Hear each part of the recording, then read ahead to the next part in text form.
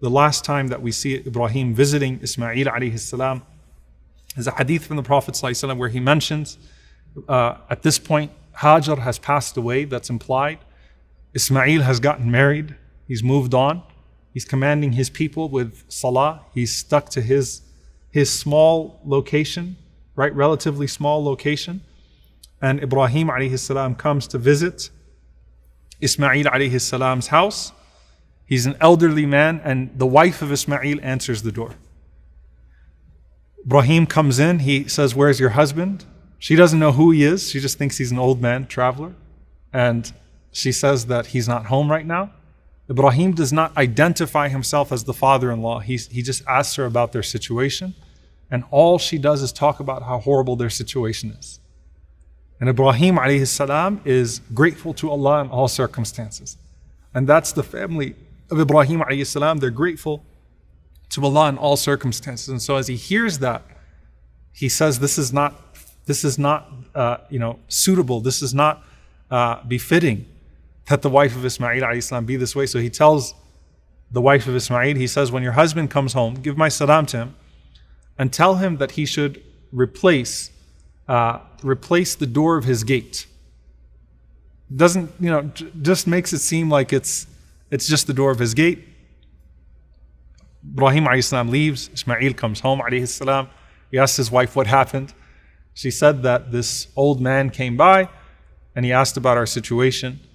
And Ismail said, "What did you tell him?" She said, "I told him how horrible, how difficult our lives are, the poverty we're living in, and so on and so forth." And then Ismail says, "Well, did he say anything to you?" She said, "Yeah, he said that you should consider changing the door of your gate." He said, "That's a sign." And he divorced her. Now, by the way, this does not allow for in-law interference. You are not Ibrahim alayhi salam, nor is your son Ismail alayhi salam. This is a very specific situation, just like the dream is specific to Ibrahim alayhi salam, but there's a lesson of gratitude, a family of gratitude that's implied here. Years later, Ibrahim alayhi salam comes back to check on his son. Ismail alayhi salam has married a woman from Jurhum. She answers the door. She greets him with such hospitality. He enters in. He says, "Where's your husband?" She says, "He's out."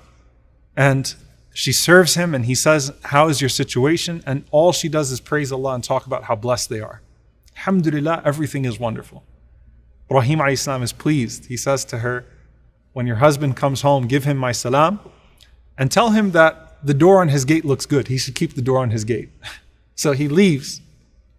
Ismail alayhi salam comes home and he says to his wife, she says that this beautiful old man came and visited today and I served him something. I showed him hospitality.